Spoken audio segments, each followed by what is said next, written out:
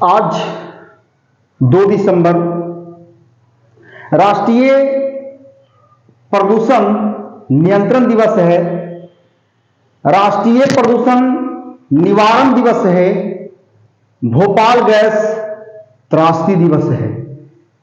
तो विशेष रूप से राष्ट्रीय प्रदूषण निवारण दिवस, राष्ट्रीय प्रदूषण नियंत्रण दिवस आखिर कैसे बना? ऐसा क्या परिस्थिति हुआ कि तब जाकर के हमने प्रदूषण नियंत्रण का कानून बनाया? आपको पता होना चाहिए कि प्रदूषण नियंत्रण का कानून जो हमें मिला है, उसके लिए इस देश के मजदूरों को, इस देश के गरीबों को कितनों को निवाला बनना पड़ा है, मौत का निवाला बनना पड़ा है। तब जाकर के हमें प्रदूषण नियंत्रण निवारण दिवस मिला, प्रदूषण नियंत्रण कानून मिला। तो विशेष रूप से आज इसकी एक एक परत को हम तह बाय तह में जाने का प्रयास करेंगे और इसकी विशेष हम लोग स्टडी करेंगे, विशेष जानकारी लेंगे और इससे बहुत कुछ हम लोग सबक सीखेंगे। तो इसका शीर्षक का नाम है भोपाल गैस त्रासदी। यह होता है 2 दिसंबर 1984 को। 2 दिसंबर यानी कहने का मतलब है राष्ट्रीय प्रदूषण नियंत्रण दिवस 2 दिसंबर को मनाया जाता है। देखिए हुआ क्या कि 1978 में अमेरिका की एक कंपनी थी,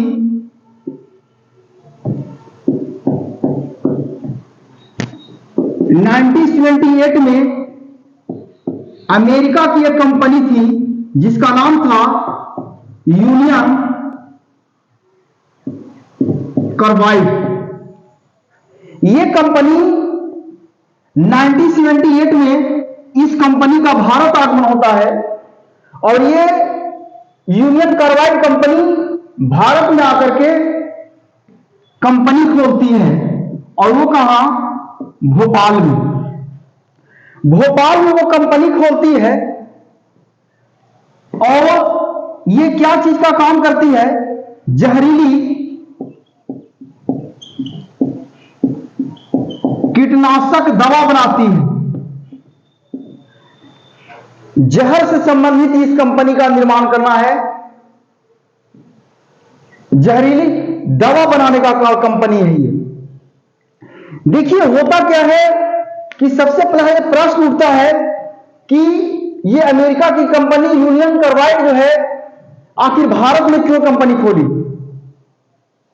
देखिए भारत 1978 में जनसंख्या भारत को तो था ही, यहां पे बेरोजगारी थी, गरीबी थी और कोई भी कंपनी को ऐसी भूमि की तलाश होती है जहां सस्ता मजदूर हो, जहां आसानी से ज्यादा नियम कानून को पालन ना करना पड़े, ज्यादा मजदूरों को सुख सुविधा देना ना पड़े और ऐसी भूमि विशेष करके इंडिया को अनुकूल लगा। हालांकि यूनियन कार्बाइड कंपनी भारत में जिस समय आई और यहां भोपाल के घनी आबादी क्षेत्रों में यह कंपनी स्थापित कर रही थी, उस समय के यहां के लोगों ने, यहां की स्वयंसेवी संगठनों ने इसका पुरजोर विरोध किया, लेकिन यह कंपनी रुकी नहीं। क्यों? क्योंकि सरकार का सपोर्ट से यह कंपनी खुल रही थी और सरकार ने लोगों को यह दलील दिया कि यह कंपनी को आने से भारत में निवेश हो रहा है, रोजगार के अवसर बढ़ेंगे और बेरोजगारी दूर होगी और किसी तरह से यह ठंडे बस्ते में इस चीज को डाल दिया गया और यह कंपनी खोली। हालांकि ये इतनी जहरीली कीटनाशक दवा बनाती थी कि अभी पूरी दुनिया में देखा जाए तो मात्र जो कहा जाता है एक अमेरिका में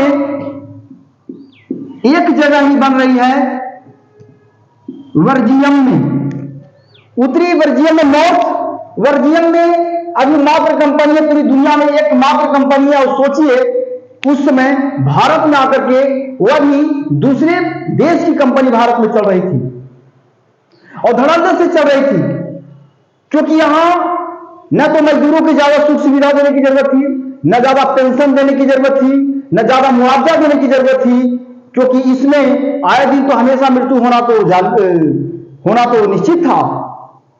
न तो ज्यादा प्रशिक्षण की जरूरत थी, न तो ज्यादा सुरक्षा किट की जरूरत थी, न ज्यादा विशेष देखभाल की जरूरत थी।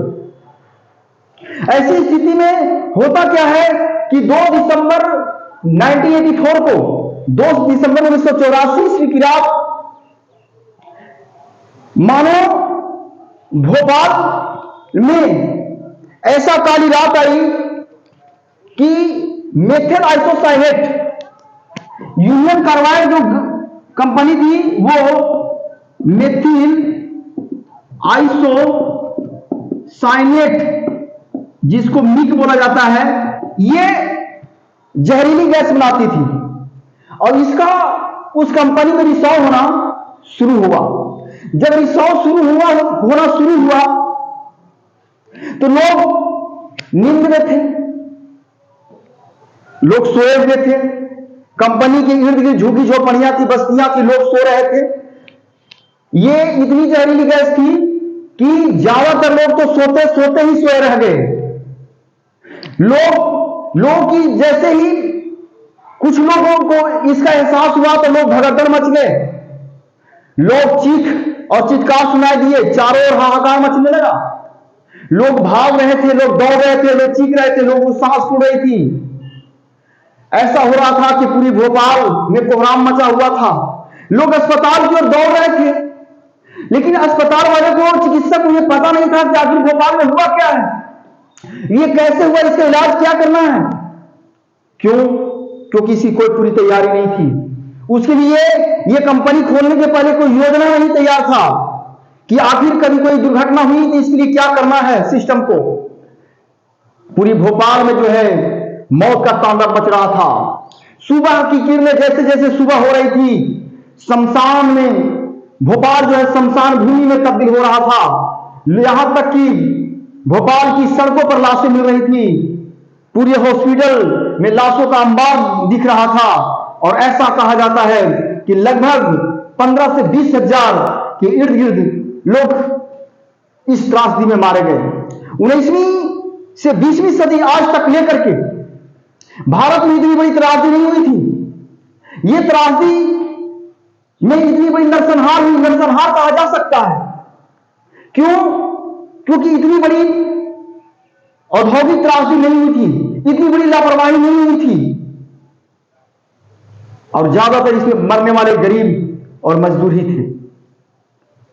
अंतः स्थिति में यह किसी तरह से यह तो त्रासदी हुई ही, लेकिन प्रश्न उठता है कि आखिर ये जो चला रहा था इसका मालिक, इसका सीईओ एंडरसन था। ये एंडरसन को 6 दिसंबर 1984 को गिरफ्तार कर लिया जाता है। और उस समय भोपाल का मुख्यमंत्री जो है अर्जुन सिंह मुख्यमंत्री है, और प्रधानमंत्री, भोपाल का मुख्यमंत्री अर्जुन सिंह, भारत का प्रधानमंत्री राजीव गांधी। सोचिए इतनी बड़ी नरसंहार हुआ है, एंडरसन को कैद कर लिया गया है, और एंडरसन पूरी सुरक्षित के साथ, हालांकि अर्जुन सिंह वहां की राज्य सरकार ने इसे गिरफ्तार कर लिया है, और पता नहीं गिरफ्तारी होने के बाद भी ये राजीव गांधी का ऐसा कहना है कि राजीव गांधी के कथानुसार इन्हें सुरक्षित जो है अमेरिका की ओर रवाना कर दिया गया। ये अमेरिका चले गए और वहां जाकर के 92 वर्ष की उम्र में 2014 में इनकी मृत्यु हो गई। हालांकि 1986 में ये यूनियन कार्बाइड कंपनी से रिटायर हो गए थे। ये इसे जाने के बाद, इतनी बड़ी त्रासदी होने के बाद, अब कोर्ट और अदालत का दायरा, कोर्ट और अदालत का काम शुरू होता है। यहां की अदालत में दीवानी न्यायालयों में इतनी नरसंहार हुई थी कि जान माल की जो क्षति हुई उसके लिए याचिका दायर किया जाता है उसके लिए, लेकिन आज तक उन गरीब मासूमों को, उन मजदूरों के परिजनों को आज तक न्याय नहीं मिल पाया। इस पर एक फिल्म भी बनी है भोपाल त्रासदी को लेकर, लेकिन आज तक नहीं मिल पाई। इसके लिए जिम्मेवार कौन है? कोई बाहरी कंपनी आती है, लगाती है, नुकसान होकर चली जाती है, पूरा हमारा सिस्टम देखता रह जाता है। यानी इतनी मजदूरों की जीवन सस्ती क्यों है? इसके लिए कौन जिम्मेवार है? आखिर सरकार क्या कर रही थी? हमारा नियम और व्यवस्था कहां थी? यह विदेशी कंपनी हमारी नियम और व्यवस्था को ताक पर रखकर धड़ल्ले से कैसे चला रही थी? आखिर ऐसा क्यों हो रहा था? क्या इसके लिए हम और हमारा कानून विधि व्यवस्था जिम्मेवार नहीं है? भारतीय सरकार ने $3 अरब ने इसकी मांग की यूनियन कार्बाइड कंपनी से, लेकिन आज तक इसकी पूरी मुआवजा राशि नहीं मिल पाया, पूरी न्याय नहीं मिल पाया। आखिर क्यों नहीं मिल पाया? कहीं ना कहीं यह हमें पता था कि यूनियन कार्बाइड जो कंपनी है वो जहरीली गैस बना रही है, जहरीली कीटनाशक दवा बना रही है और इससे जान माल की क्षति होगी। लेकिन यहां का सिस्टम, यहां का कानून इस कंपनी को खतरनाक या नुकसान औद्योगिक क्षेत्रों में इसकी गिनती ही नहीं करना चाहते थे। कहीं ना कहीं हमारा सिस्टम की लापरवाही से इतनी बड़ी त्रासदी हुई है। इससे हमें सबक लेने की जरूरत है। हम अब तक 1984 तक हमने कोई विशेष कानून आज तक नहीं बना पाया। हमने पर्यावरण को लेकर, हमने यहां की जल, यहां की मिट्टी, यहां की वायु को हमेशा मुफ्त में लोगों को देता रहा। कोई भी विदेशी लोग आए, अपनी कंपनी को खोला और अपना लाभ उठाकर चला गया, नुकसान क्षतिपूर्ति हम वहन करते रहे और हमने कभी भी इस पर्यावरण को संरक्षित करने का प्रयास नहीं किया। हमारी ये फितरत रही है कि कोई भी बड़ी त्रासदी का हमें इंतजार करना पड़ता है, तब जाकर के कानून अमल में आता है, और यही भोपाल गैस त्रासदी में हुई। आज भी भोपाल गैस त्रासदी में जो वहां की इस कंपनी के जो मटेरियल पड़े हुए हैं, जहरीली जो सामग्री पड़ी हुई है, वो आज भी रीस करके वहां की मिट्टी, वहां की वायु, वहां की जल और जीवन को प्रभावित कर रही है। इसकी साफ सफाई, इसकी उठाव की व्यवस्था डाव केमिकल कंपनी ने उठाई थी, लेकिन वो भी इससे इनकार कर रही है। आखिर सोचिए कितनी जहरीली रही होगी कि जो आज की डेट में कोई कंपनी, दूसरी कंपनी भी वहां पे पड़े हुए कच्चे माल को, जो भी वेस्टेज सामग्री है, उसको भी उठाने से इनकार कर रही है। वहां की मिट्टी, वहां की वायु, वहां की जल तक, ये लेबर तक, अंदर तक ये इसका प्रभाव जहरीली गैस का, जहरीली सामग्री का पड़ चुका है। जानते हैं 15,000 से 20,000 लोगों की ही जान नहीं गई, इसमें लाखों लोग आज भी अपंग, विकलांग, श्वसन की बीमारी और कई तरह की बीमारियों से ग्रसित है और जिंदगी की मौत आज भी लड़ रहे हैं। क्या हमारा इतना मौलिक अधिकार नहीं? हम इतनी सरकार से अपनी मांग नहीं कर सकते कि हम खुली हवा में सांस ले सके? हमें प्रदूषण मुक्त वायु चाहिए, प्रदूषण मुक्त जल चाहिए, प्रदूषण मुक्त जीवन चाहिए। ये त्रासदी ने पूरे विश्व जगत को झकझोरा है, पूरे विश्व जगत को सजग किया है। ये कंपनी जिसमें थी, ये वर्जीनियम में भी ये कंपनी चल रही थी, लेकिन भोपाल और वर्जीनियम दोनों कंपनी में बहुत बड़ा फर्क था। यहां की वर्जीनियम की कंपनी उस समय जो चल रही थी, उसमें भोपाल की कंपनी जो चल रही थी, दोनों में आसमान जमीन के फर्क थे। यहां पूरी कंप्यूटराइज सायरन, कंप्यूटराइज पूरी सिस्टम थी, ताकि थोड़ा सा भी गैस लीक होने के बाद पूरी सावधानी बरती जा रही थी। लेकिन यहां कुछ भी व्यवस्था नहीं था, सब भगवान भरोसे सिस्टम चल रहा था, सब अंदाजा से काम हो रहा था। इतना ही नहीं, यहां पे वर्जीनिया में उसी समय जिसमें भोपाल की त्रासदी हुई थी, उसके पहले यहां पे विशेष रूप से गैस लीक होने के बाद, दुर्घटना की आशंका होने के बाद, आभास होने के बाद, वहां के मजदूरों को, वहां के कल कारखाने में काम करने वाले लोगों को वहां से दूसरे जगह विस्थापित करने की पूरी उचित व्यवस्था थी, पूरी प्रशिक्षण की व्यवस्था थी। लेकिन भोपाल में मजदूरों जो काम कर रहे थे, त्रासदी में जो काम कर रहे थे, उनको ना तो आज तक अच्छी प्रशिक्षण मिला, न तो उनको किट मिला, न रहने की अच्छा व्यवस्था मिली थी, न खाने की अच्छा व्यवस्था मिली थी। इतना ही नहीं, इनके विशेष परिस्थितियों में दूसरे जगह विस्थापित करने की भी कोई व्यवस्था नहीं थी। सोचिए, भारत जैसा देश में इतनी धड़ल्ले से कानून को तख्ते पर रखा जा रहा था।